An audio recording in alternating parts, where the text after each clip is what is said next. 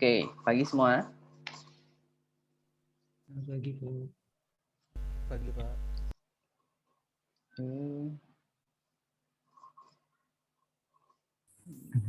Pak. Ya.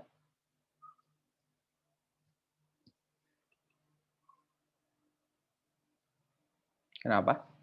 Ada ini.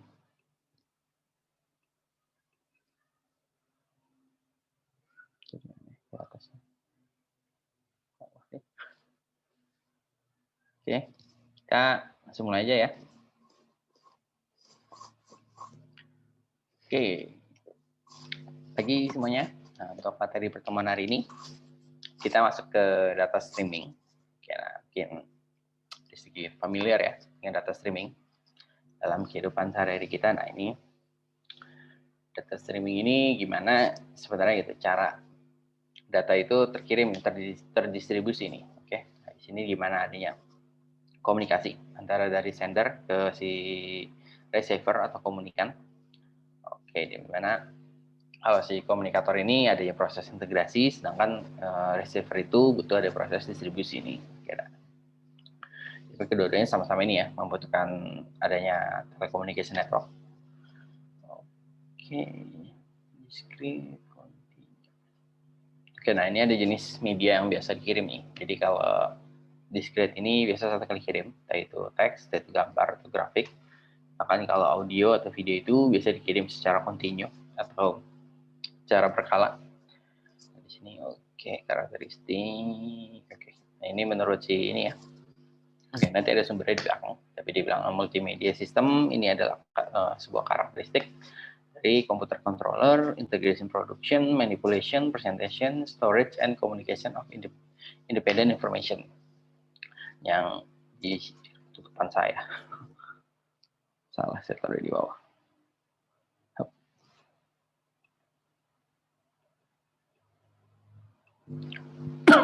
Nah, di mana di belakang sini which is encoded at least continuous time independent and discrete time independent. Oke, nah di mana di sini dibilang udah di encode ya, datanya udah di encode secara minimal gitu kan, kalau dia time independent dan secara terputus kalau dia tuh datanya tuh medium kita sekali kirim. Oke. Nah,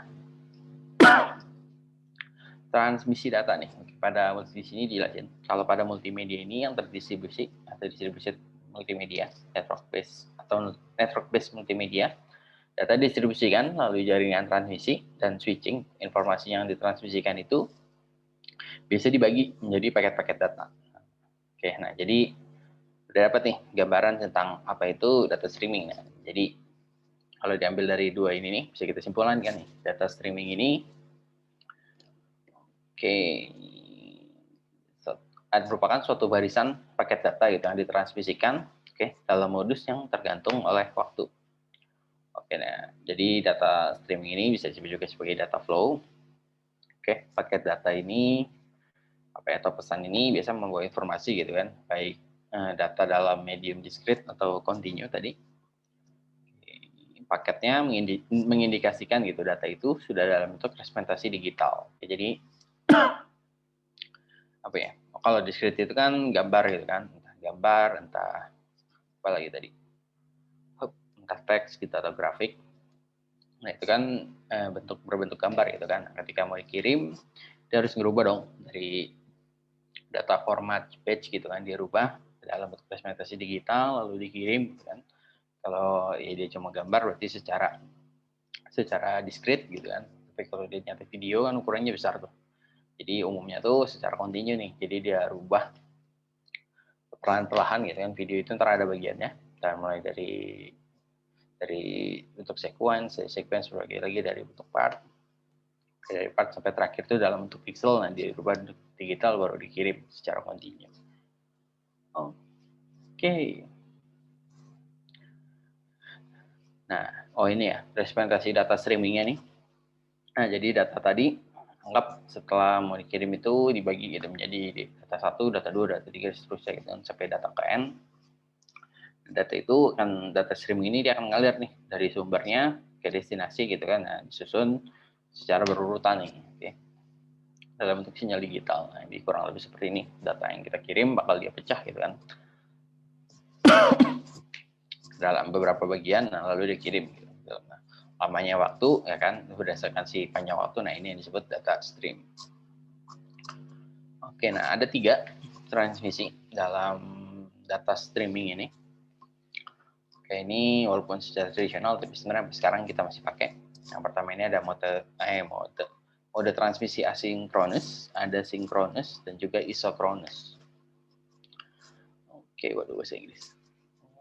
Oke. Saya baca dulu ya. Even the not synchronous or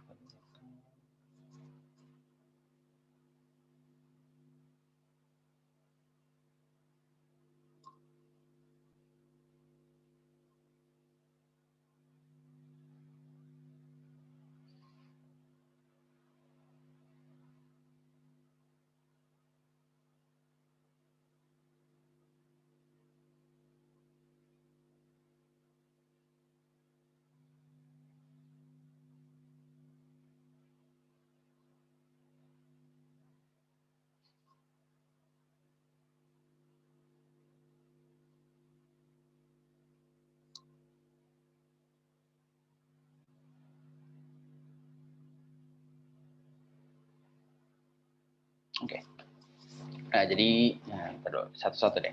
Kalau untuk metode transmisi asinkronus ini sebenarnya ketika kita ngirimin data nih, ibaratnya mana tadi ya, nih jadi data 1, data 2, 3, dan 4. Nah, kalau asinkronus ini ketika kita sedang mengirim data 1 nih, nah, sebelum data 1 ini selesai gitu ya, sebenarnya data 2 itu udah mulai dikirim nih, udah mulai dikirim sebagian gitu. Jadi ketika data 1 selesai, sebenarnya data 2 itu udah berjalan sebagian ya, atau udah setengah, atau udah 3/4, kemudian udah selesai juga gitu. Itu kan data 3 gitu kan. Ketika data 2 lagi dikirim, data 3 itu udah mulai dikirim. Itu nah, secara sinkronis, jadi sini dia bilang datanya itu nggak disinkronis, jadi langsung dikirim semua. Tapi dia langsung gitu, ketika lagi transmisi gitu kan, data A dan B ini gitu kan, dikirim juga data B dan C gitu kan. Tapi ability mana ya, di sini dia bilang. Oke, nah nih, the interval between transmitting A and B is not the same as between B dan C. Oke. Rasakan sinkronus ini, the interval between, oke.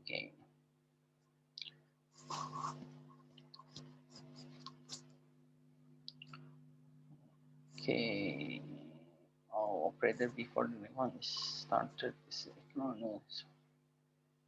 synchronous or coordination time. Nah, berarti dia datanya itu sesuai dengan ininya yang dia bilang secara sinkronis dan secara koordinat in time gitu. Jadi dia kayak udah sebelumnya udah di sinkronis dulu nih. Jadi dia udah tahu gitu estimasi datanya berapa lama, proses pengirimnya berapa lama. Nah, ketika udah oke, baru dikirim seluruh datanya gitu. Oke. Nah, kalau isokronus ini nah jadi dia sebenarnya menggunakan pengirimannya secara asinkronus, tapi datanya itu di sinkronus data dulu nih. Jadi dia gabungan dari keduanya. Nah keduanya ini cuma dipisahin gitu oleh sebuah angka gitu, dia bikin sebuah kode bit interval gitu untuk nandain ibaratnya. Jadi bilang synchronous message protocol ini setiap kali nge-sign the source of fake number at synchronous.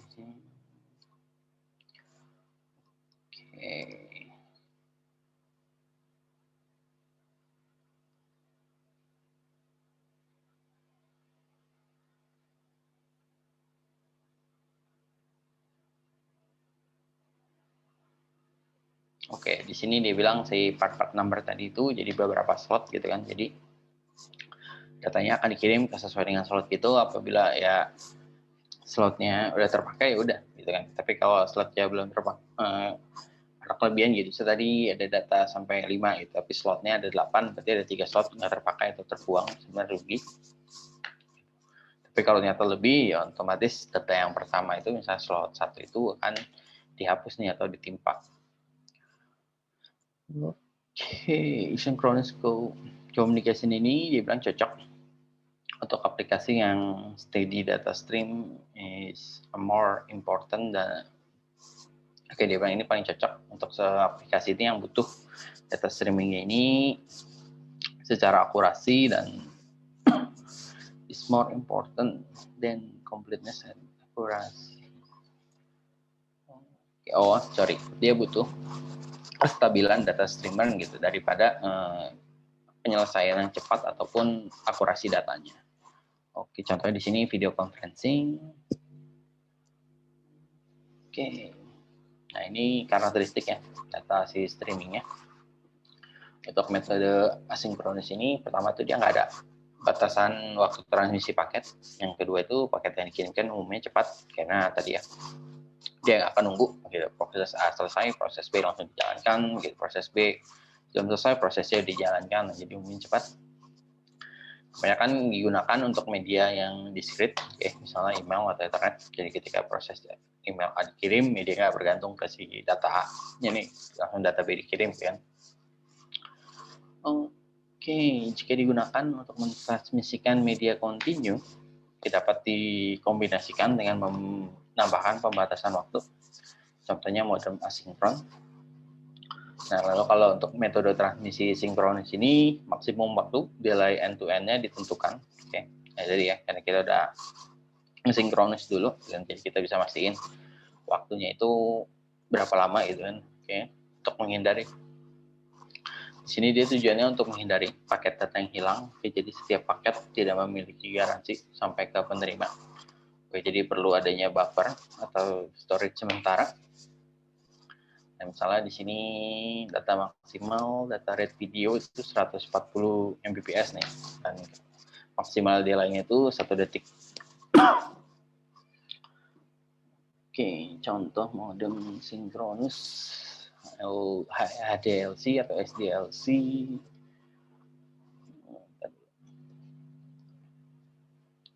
Ditentukan, oke. Oh, kalau undang isochronous ini maksimum dan minimum waktu delay-nya untuk N ditentukan dan dilakukan pada garansi pada tiap paket. Oke.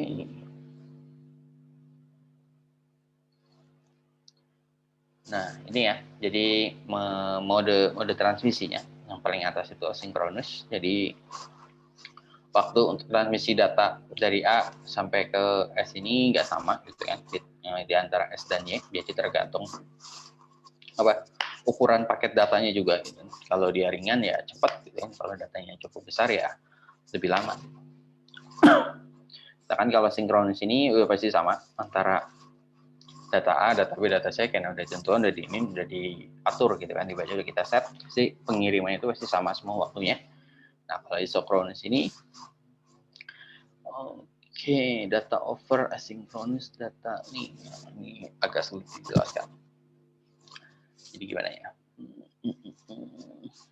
Prosesnya secara asinkronus gitu kan, tapi waktunya itu gimana ya? Waktunya itu nggak saling limit sih. Waktunya itu kayak udah kita limit gitu. Kalau data, transmit asynchronous data over asynchronous data. Nah, jadi dikirim sama nih secara sinkronus ya, ketika IS apa semua udah dijalankan, tapi waktunya itu kayak kita atur nih bahwa start itu ketika si ini mulai berapa gitu kan, dan berhenti itu ketika datanya ini udah nyentuh 1 menit gitu. Mau selesai nggak selesai dia nggak tahu gitu, ibaratnya ketika udah 10 detik gitu ya, jalan 10 detik, oke, setelah 10 detik S dikirimkan gitu. Nah, setelah maksimal gitu kan 1 menit gitu, setelah 1 menit ya udah proses S ini harus selesai nih. Dia nggak peduli mau datanya itu udah komplit atau belum, ya proses S ini udah harus selesai, harus next proses berikutnya. Nah, kurang lebih seperti itu. Oke, karakteristik data streaming pada media kontinu ya, biasa pada video ataupun biasa pada video. Saya video apa yang berat-berat ya? Ya pokoknya yang cukup berat loh. Oke, atau yang harus dikirim secara periodik. Oke, ini sudah sih. Oke, yang pertama ini ada variasi interval, antara waktu antar paket atau time intervalnya. Jadi di situ bagi ada 3, ada strongly periodic, weakly periodic, sama aperiodic. Nah, kalau variasi paket besarnya juga terbagi 3, ada strongly regular system, regular stream, weakly regular stream, sama irregular stream. Yang variasi paket yang bersebelahan atau continuous paket itu ada continuous stream without intermediate gaps sama discrete stream with gaps. Oke, nah kita bahas satu persatu ya. Nah, yang pertama variasi interval waktunya. Oke, nah sini ada yang strong, ada weakly, sama aperiodic. Nah di sini kalau strong periodic ini, jadi waktu intervalnya antar paket ini bersifat konstan. Oke, contohnya ini sinyal telepon yang dikodekan secara PCM. Oke, nah kalau weakly periodic ini jika interval antar paket bersifat konstan, ya pada waktu terbatas gitu ya. Tapi dalam waktu keseluruhan sebenarnya itu nggak konstan.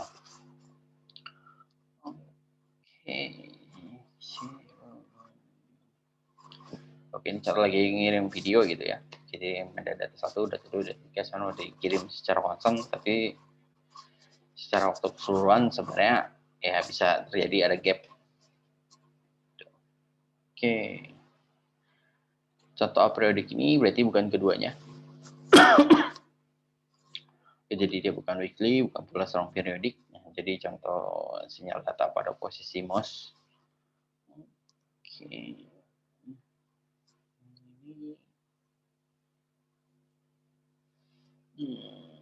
Ini bisa kita tentuin. Ini bukan kita tentuin sih. Ini cuma ciri-ciri aja sih atau karakteristik benar ya. Karakteristik ketika data streaming. Oke.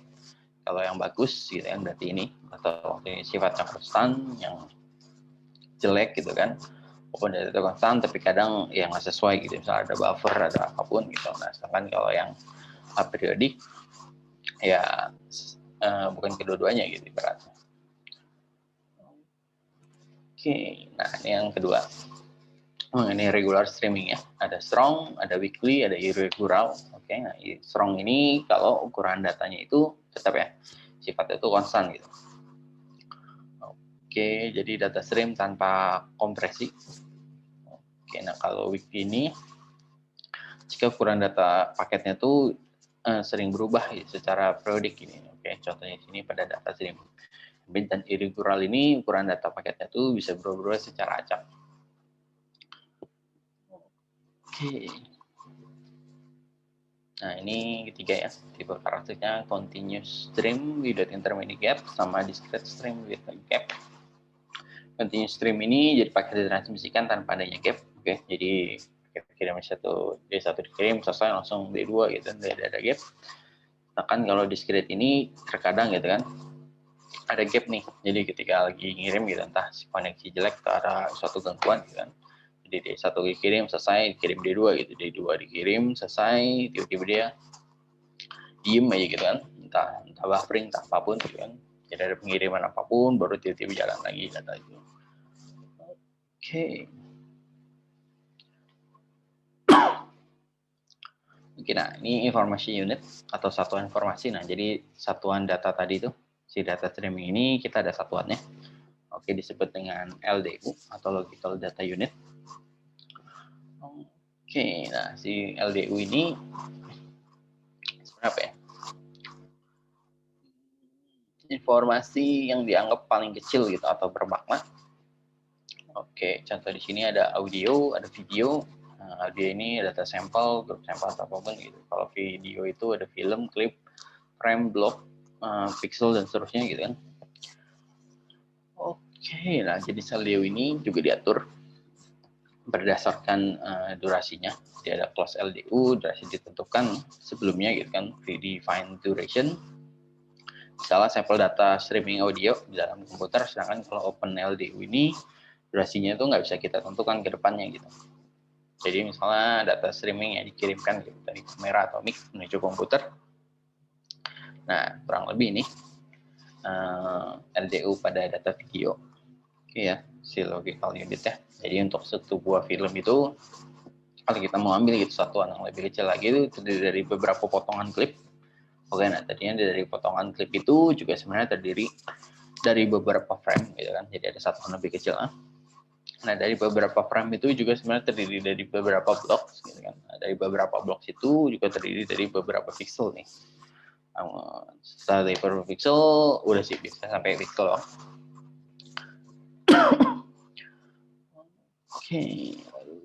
Oke, nah ini tadi ya daftar pustakanya. Kalau kalian mau baca lebih detail, sebenarnya ada di ketiga ini. Oke, si Enclipsopedia isochronous ini, yang metode tadi, persistent, sama komunitas. Oke, untuk materi hari ini, ada pertanyaan? Cepat kita ya. Oke, start.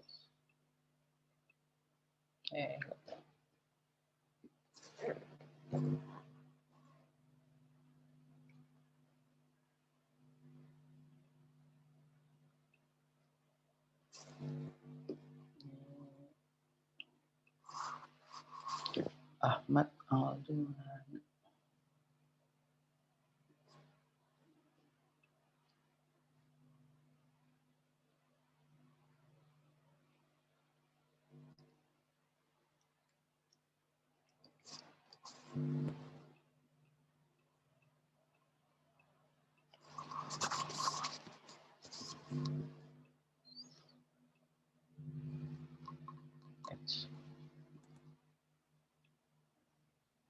Absen, udah saya absen ya.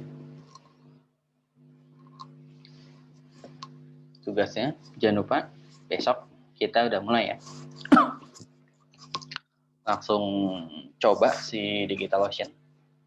Oke. Sebenarnya ini bisa sih, tapi jangan.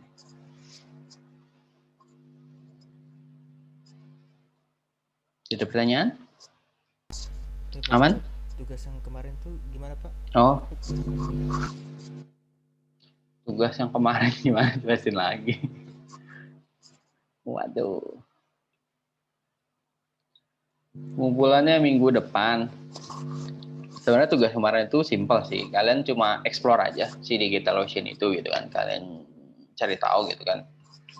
DigitalOcean itu apaan sih gitu. Layanan cloud dia ada apa aja sih gitu.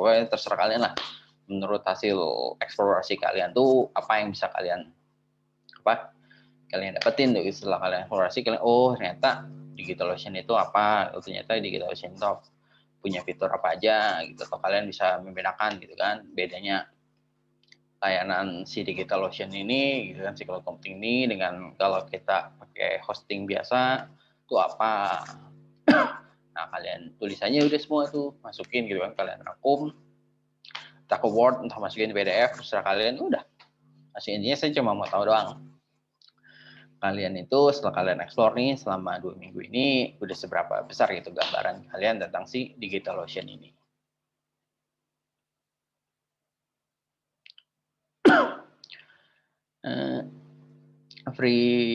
Sebenarnya free trial itu cuma 2 bulan, cuma yaitu setahu saya tuh harus masukin kartu kredit gitu. Nah, terserah gitu, setelah 2 bulan itu kan sebenarnya mata kuliah kita udah selesai sih, udah selesai tuh, terserah tuh kalau kalian mau lanjutin ya berarti kalian bayar, tapi kalau kalian udahan ya udah tinggal namanya apa ya dia disebut,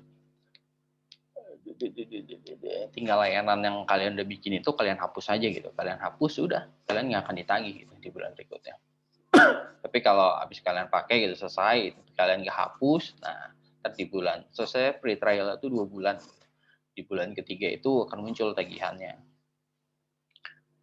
Dibikin makalah atau PPT terserah, boleh dua-duanya, mau dibikin makalah boleh, dibikin PPT boleh, yang menurut kalian nyaman aja.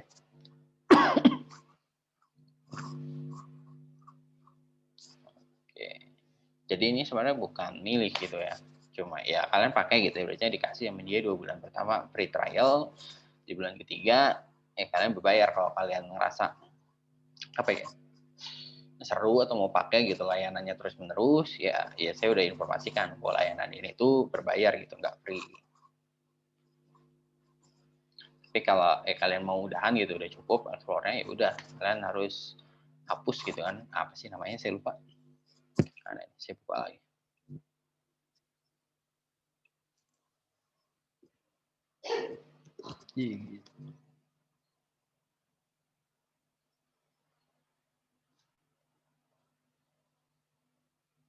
Droplet.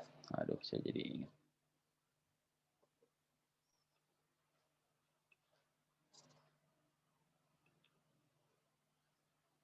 Nah, ini ya, bahkan kita nanti tes nih. Kita bikin apa? Ini udah dikasih tahu malah semua cara bikin. Ya, kita bikin satu buah server gitu kan, sama dia dibuat secara virtual. Sebenarnya kita bikin satu buah komputer gitu kan di server mereka nih, ya kan. Nah, setelah kita bikin, itu namanya mereka tuh namanya Droplet gitu kan. Setelah kalian bikin, kalian pakai, nanti kita coba semua nih. Oke, sampai apa ya? Ya sampai kita buat bukan buat aplikasi, naruh project lah ke dalam si layanan dia gitu. Udah gitu. Nah, tapi kan setelah kalian selesai udah apa? Si dropletnya ini ya kalian harus hapus. Kalau enggak, ya di bulan ketiga itu akan muncul tagihan. Itu doang. SSH. Nah, sebenarnya pas selama trial itu kan kalian dapat saldo tuh $100 ya. Terserah kalian tuh mau bikin 5 droplet, mau bikin 10, mau bikin satu droplet tapi yang paling mahal gitu kan. Nggak tahu paling mahal dia berapa gitu. Oke. Nah.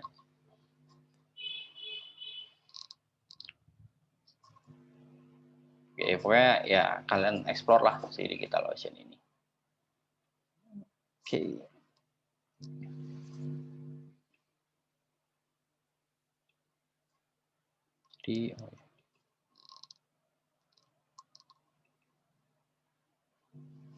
Oke. Ada lagi?